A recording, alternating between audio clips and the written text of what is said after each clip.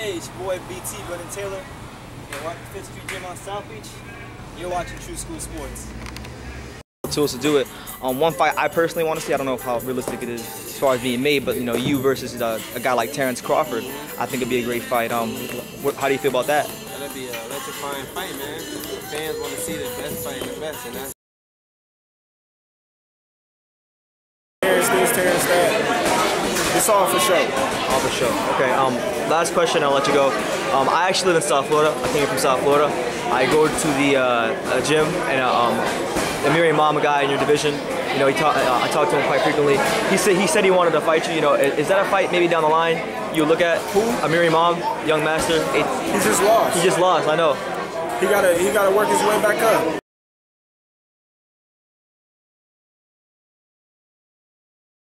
I kind of wanted to address this because ever since the Granados, lost, that was a tough loss for you. A lot of people have written you off. Maybe they're not as high on you as they once were. Just to tell people out there why they should still view you as one of the top fighters in boxing at 140. the best loss, man. It happens. It's the sport of boxing. You take it, I was saying, what were we talking about? Lost. Yeah, the Granados lost. Why people should still view you as a top fighter at 140? Just because of one loss, that doesn't mean that I'm out of the sport and I can't become champion and become what I was aiming towards before I lost. I still can, I learned from it. I got more mature by it. And, I'm taking my time to become a champion, becoming a champion. Yeah. I'm going to get there regardless. It don't matter if I lost or not. Everybody lost. It don't matter. Only one person that lost, didn't lose, is who? It's Mayweather, Rocky Marciano. Trying to live off of that 0 on their record. Yeah. It don't mean nothing, man. As long as you stay dedicated, you got hunger for the sport still. After you take that L, you know what I mean?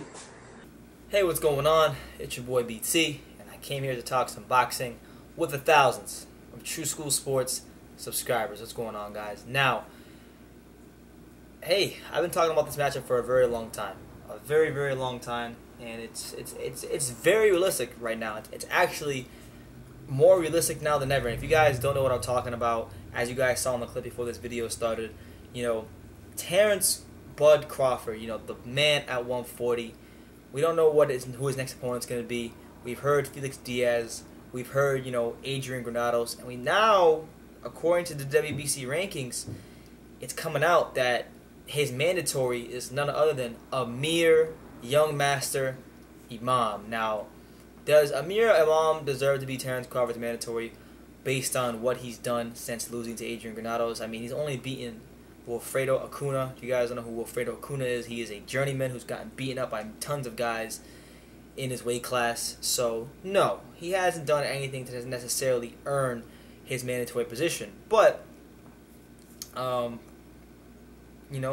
he's been pushed up. Postal lost. You've had Felix Diaz, who's been inactive for a little bit. You had Granados, who on paper lost. So, why not Amir Imam?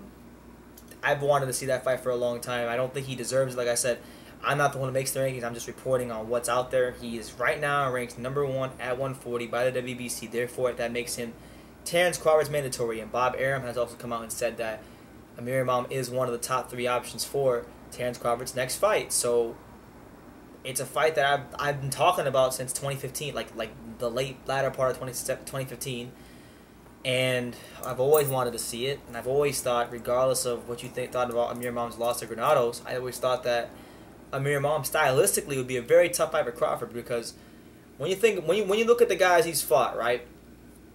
When you look at the guys he's fought, Hank Lundy, who's not a true 140 pounder, okay. Good fighter, but not a 140 pounder. He's a 135 pounder who got the opportunity, and for money and the chance to do something special, he moved up to 140. So there was that. There was Hank Lundy, he fought. Then there was Postal, who I give him full credit for. At the time, the #1 welterweight. Most of the hardcore boxing community wanted to see that fight, although you wouldn't know any better if you saw the pay-per-view numbers. But that's neither here nor there.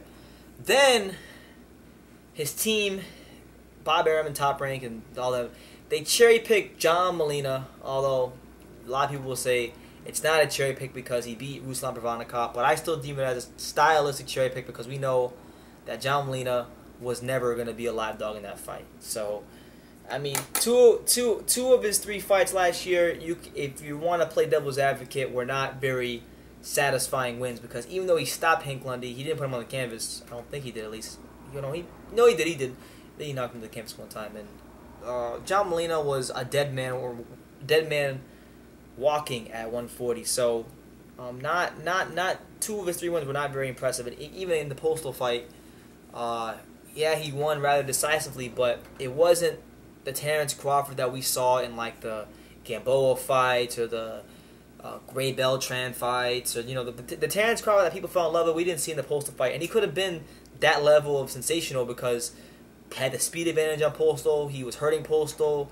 He just was very reluctant of whatever Postal was touching him with, or what he wanted to be very smart, and he decided to play it safe, which is fine. But you can't get mad if you're not being looked at a certain way, if you're not closing the show the way the Terence Crawford that I fell in love with and that many boxing fans fell in love with used to do. And maybe you could attribute that to maybe him being a weight bully and fighting guys who are smaller than him, and that's why he did that. And he just couldn't do it against Postal. But regardless, it wasn't the same Terence Crawford. So the Amir Imam fight, what that would represent for me is not only would it be someone who would have a longer reach than Crawford, who has a great jab. Say what you want about Amir Imam, but one thing that guy is not lacking is a jab. That guy has a great jab. And on his best night, like if you guys go watch the Walter Castillo fight, his jab was on point. And if he can replicate that performance against Terence Crawford, I know it's a different style. Styles make fights, but I think the jab would be a big problem for Crawford. So reach-wise, it's a tough fight for Crawford. So that's number 1. Number 2, Terence Crawford is not an inside fighter, so I don't think it's going to come down to him outboxing Amir Imam, which is not out of the question, but it's going to be a lot harder than people think because of the reach in Amir Imam's jab. And the fact that if he's able to establish any range of that jab, then boom, he comes with the right. So Amir Imam is a stylistic, stylistically it's a tough fight for Terence Crawford.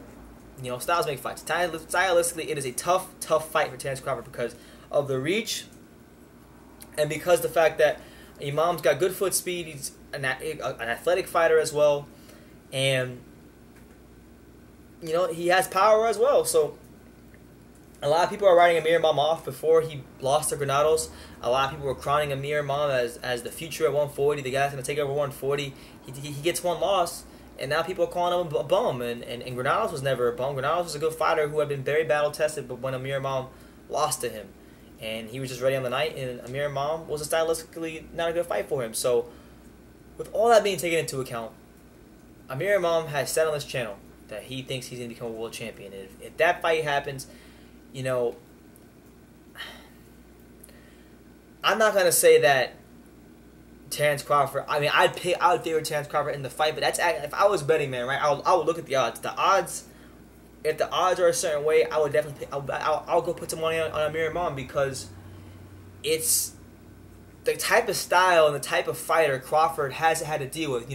A long range boxer puncher. There aren't really too many long range boxer punchers. Like for example, if you guys look at the top 10 at 140 pounds, you got Imam, who I mentioned. He beat Postal already. Then you have Felix Diaz, who's like a shorter fighter, fights in between 140 147, but he's more of a slick, pure boxer type of guy. You got guys like Lipinets, who's pretty good, but still relatively untested. Granados, who can box a little bit, but he's really more of an inside, mauler type of fighter. You have Ruslan Provodnikov, who has no outside boxing ability. And then you have guys who are very green, like O'Hara Davies, who has shown a little bit of both, but we just don't know what he is yet. So when I'm looking at guys who have any sort of,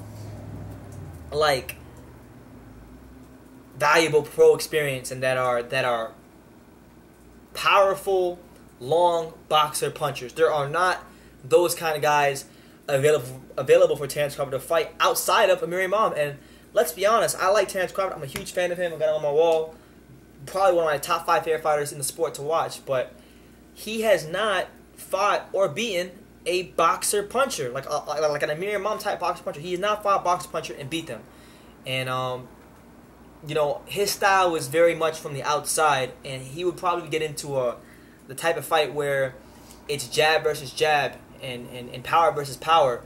And that could be the type of fight that he loses. It's a very losable fight for Terence Crawford. And I think when people talk about the Amir Imam-Terence Crawford matchup, they're not looking at it that way. They're just looking at, oh, this guy lost to Granados. A lot of people think Granados is a bum because of his record, and they just write Amir Imam off. But style-wise, it's a very tough fight for Terence Crawford, and it's one that I would like to see. I think if he was able to beat Amir Imam, it would show me that Terence Crawford can beat all kinds of styles, because then he has now beaten Hank Lundy, he's beaten Victor Postol, he's beaten Gamboa, a lot of guys who are undersized, and a lot of people can criticize him as weight bully, but all the different styles, and it would actually lend more credence to Terence Crawford being able to outbox somebody who's longer and taller than him. So I would like to see the fight.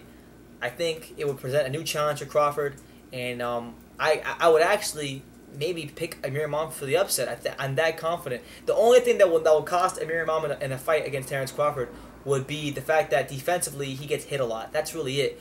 If it comes down to establishing range and he's able to do that, it's a very winnable fight for Amir Imam, and I think that's something that people are missing. So personally, I think it's a fight where it's like 60-40, maybe 65-35 in favor of Crawford, but it's still a very dangerous fight for him. And I wouldn't mind seeing it. So do I agree with the mandatory positioning for Amir Imam? No, he hasn't done anything to earn it.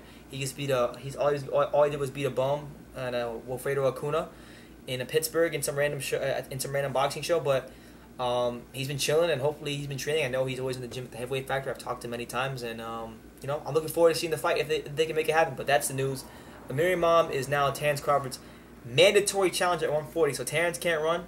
Well, he can run the WBC has loophole. But I'm saying that's an option for him, and if he wants to really, make a statement, fight Amir Imam and show that you can be a long, powerful boxer puncher. I just want to know if he can do something like that. So let me know what you guys think about this fight, Amir Imam and Terence Crawford. Amir Imam is now mandatory at 140. What do you guys think about the fight, and do you think Amir Imam would have any chance in a fight against Terence Crawford? Let me know what you guys think in the comments down below. Take the time to subscribe, and you can love me or you can hate me, but I'm just a kid from Dania. So until next time, take care, guys.